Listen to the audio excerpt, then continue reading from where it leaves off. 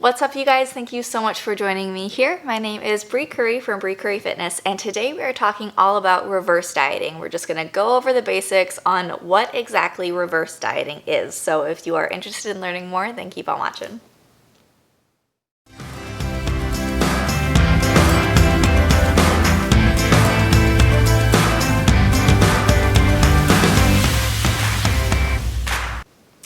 All right, so we're gonna jump right on in today. We are discussing the basics of a reverse diet. There is so much that goes into a reverse diet. So we're going to talk about that a lot more in depth. Who should be doing it? When should I consider it? Things like that in later videos that I'm hopefully going to have up pretty quickly here.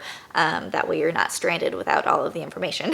So we are definitely going to be discussing a lot of that more in depth, but today I want to make sure that we're just going over the basics of what a reverse diet is and kind of the process that you would go through. So what is a reverse diet? The general idea of a reverse diet is to gradually increase your calories so that you can speed up your metabolism, increase and or get to your body's maintenance calories without gaining a bunch of body fat. Or excessive body fat, I should say. So technically speaking, a reverse diet does not require you to be eating whole, unprocessed, clean foods, which I don't totally agree with. Obviously, as a health and fitness coach, I believe that we should be nourishing our bodies as much as possible, but I am also very anti-overly restrictive, cut out a whole food group because someone decided that it's bad for you yesterday and they just want to share that with the world. I am not that type of coach. I'm not that type of person. That's nothing I will ever preach. I am all about balance. So I like to kind of go for more the 80-20 rule. That's the best way that I have found that people can remain balanced. And obviously that number might shift a little bit for certain people, but the general idea is that most of the time you are going for the clean, unprocessed, natural, nutrient-dense, whole foods, nothing that comes in a package, things like that. That's how you know, like, is it a whole food? Oh, well, is it wrapped in plastic? Oh, okay, then no, it's not.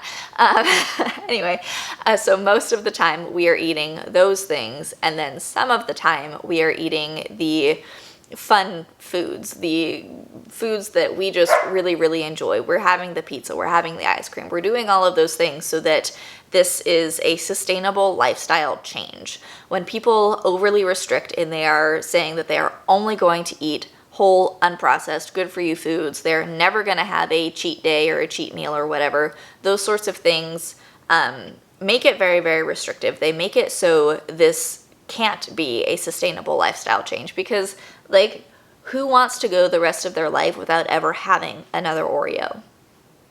Who? Like, no one wants to. Let's be real here. Nobody wants to do that, okay?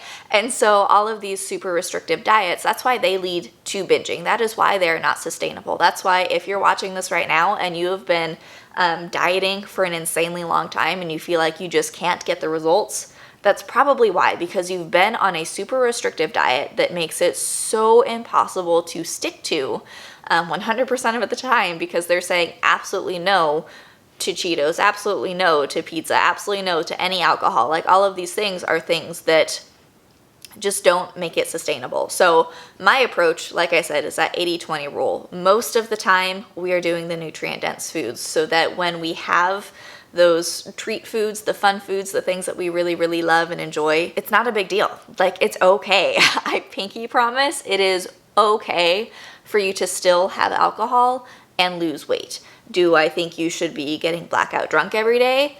No, that's not good for anyone, but you can still enjoy alcohol. You can still enjoy a meal out with your husband or with your friends and achieve your weight loss goals. If you couldn't do those things, it would not be a sustainable lifestyle change, right? Like, this is not ever going to be a quick fix sort of channel. You're not going to get something where you're going to, lose 25 pounds in 2 weeks and just have the body of your dreams for the rest of your life. That's not how it works. Rant over, sorry. So anyway, 80-20 rule, we just discussed that. A lot of people ask me when I'm explaining this to them, well, isn't that just a clean bulk then? And the answer to that is no, it is not. It is similar. My approach to a reverse diet is like a crossover between a clean bulk and between a reverse diet. So a clean bulk is something where you would probably be a little bit more restrictive, and I hate using restrictive, but kind of restrictive, because you are really making sure that you are eating kind of nothing but the clean, unprocessed, good for you foods, because you're only doing it for that short period of time. You're not doing this for the rest of your life. You're not doing this for, 12 to 19 weeks. Like, that's not what a clean bulk is. You're going to do this for, 3 weeks, 6 weeks, I think is the longest I've ever really seen for like a true clean bulk. After that, it just kind of turns into a reverse diet depending on your calories. But the other thing is a clean bulk is going to be a little bit more aggressive. So instead of doing an increase of 50 to 100 calories a day like you would on a reverse diet, we'll get into that in just a second. But instead of doing that, you're going to be doing like a 500 calorie increase. And that's just really, really aggressive. The other bit is that you have the potential to gain a lot more excess body fat when you're doing a clean bulk. And that's kind of the point a little bit.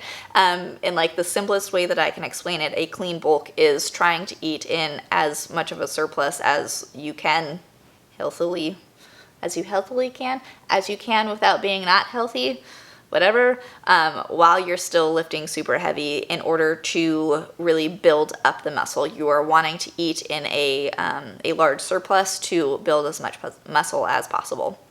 But that does also generally come with fat gain as well. It's a little bit less extreme in a clean bulk, which is why I'm kind of specifying that.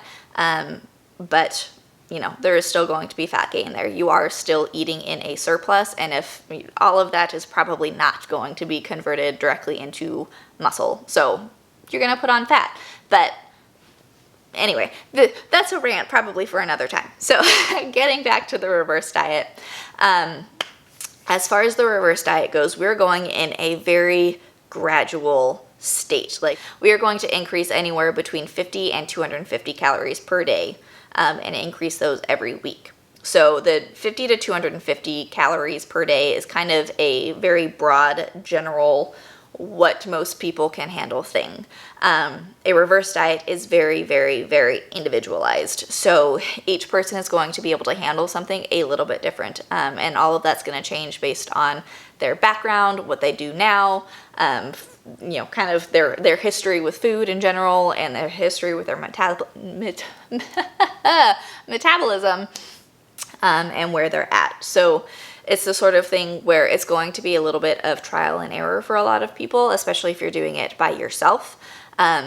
So I do always recommend kind of staying with that conservative side first. There are certain health conditions, and we'll get into the details on this particular part in a later video, but there are certain health conditions and circumstances where you really should be a lot more aggressive with your reverse diet. But for the average person who's maybe just been chronically dieting, they should probably stick with the more conservative side of 50 to 100.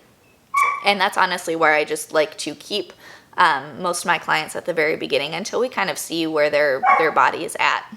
So one thing I wanted to mention was that when you are going through a reverse diet, we need to work on the mindset. We can't be afraid of gaining weight. We can't be afraid of the number on the scale going up. We can't be afraid of gaining body fat, because there is a decent chance that all of those things will happen. And the reason being is that you are physically consuming more, right? A lot of this is probably going to be, if you're following the protocol correctly, a lot of this is probably going to be converted into muscle, but the number on the scale is likely going to either stay the same or go up. Yes, some people do lose weight because they have just not been eating enough, and so their body has been storing and holding on to absolutely everything they consume, so they've just been staying where they're at.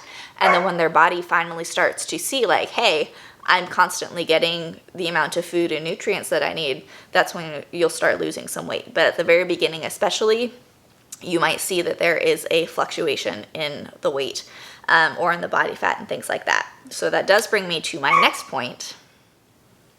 It is especially important during a reverse diet to make sure that you're not simply using the scale to track your progress. This is actually something that I believe in general, not even just on a reverse diet, but anyone going through a weight loss journey or a fitness journey, is to make sure you're tracking in multiple different facets. Like, the number on the scale really doesn't matter. Like, if I'm being honest with you, I don't care. I don't care what that number says. I am, technically speaking, the heaviest I have ever been in the history of my life right now, but I am the most lean and the best shape of my entire life to this point. I do intend to, get better than this, but like, for where I'm at right now, I have never been in such good shape, but I have never weighed so much in my life. See, so like, the reasoning behind not using the scale is because it doesn't give you the full picture. Yes, you can have a BMI scale. They are notoriously inaccurate. However, they are great at like showing you patterns. So if your body fat is going down, then you can kind of see that over a period of time. If your muscle mass is increasing, then you can see that over a period of time as well. So they are good for that. But I 100% love progress pictures. Those are something that I really, really recommend you taking, especially during the reverse diet, but through any, like I said, fitness journey as well, because there's just so much more than just the number on the scale, right? Like, the more muscle you gain and build, and the more your body fat percentage decreases, the more your body is going to change. So when people say that they want to get lean and they want to get toned, what they want is a lower body fat percentage and an increased muscle mass. They want that muscle tone. They want the muscle definition, right? They want to look toned and fit and whatever. That means having the lower body fat percentage and and enough muscle for like your skin to form and shape around in order to show that tone and that definition.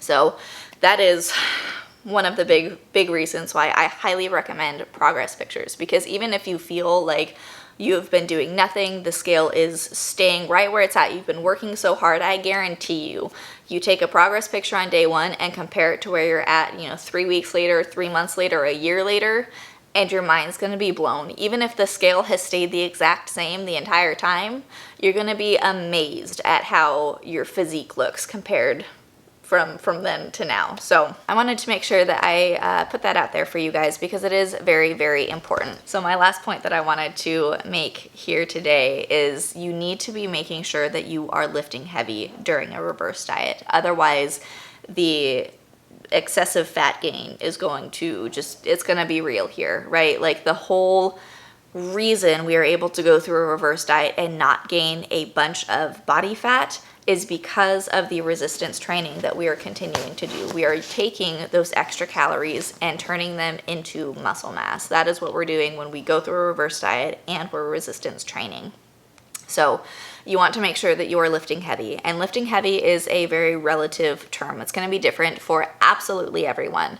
Generally speaking, you want to be able to do 3 sets, right, of an exercise, 8 to 12 reps each set, but still have enough left in you to, 1, never lose your form. Like, your form is so important here. But 2, you want to make sure that you can still probably do 2 or 3 more reps each set and not, break your form, not feel like you're going to die after that. That's kind of our baseline for lifting heavy. That's kind of where you want to be staying. And it's, like I said, it's going to be different for everyone. If you're just starting out with resistance training, it's going to take you a little bit to figure that out, and that's okay. Like, if you've never resistance trained before in your life, but you want to go through this reverse diet and you want to start your fitness journey, then starting resistance training at all is going to be good for you. So just making sure that you are lifting as much as, lifting heavy, whatever that is to you, and making sure that you are doing it consistently. You don't have to do it 6 days a week.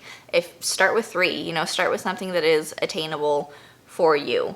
The main idea behind this is that you really need to make sure that you are doing that resistance training in order to use those additional calories and turn them into muscle. So, like I said, that is the number one takeaway. well, I feel like you should take away a lot more from this video than just that. But if you are going to do a reverse diet, you need to be making sure you are resistance training. Like if you are not doing some form of resistance training, the reverse diet process is probably not going to be super fun for you, and it probably won't get you the results you're looking for with the minimal amount of fat gain. So that is it for now. I have a lot more to share, but we will talk about that in later videos. I pinky promise we will come back and discuss all of the details on this, but hopefully that was helpful for you to just have a general overview of what exactly a reverse diet is. If you have any questions, feel free to leave them down in the comments below or find me on Instagram and message me there. I'll have my handles here and linked in the description below as well. But aside from that, I think that is it for me today. I hope you all have a wonderful day, and I will see you next time. Bye.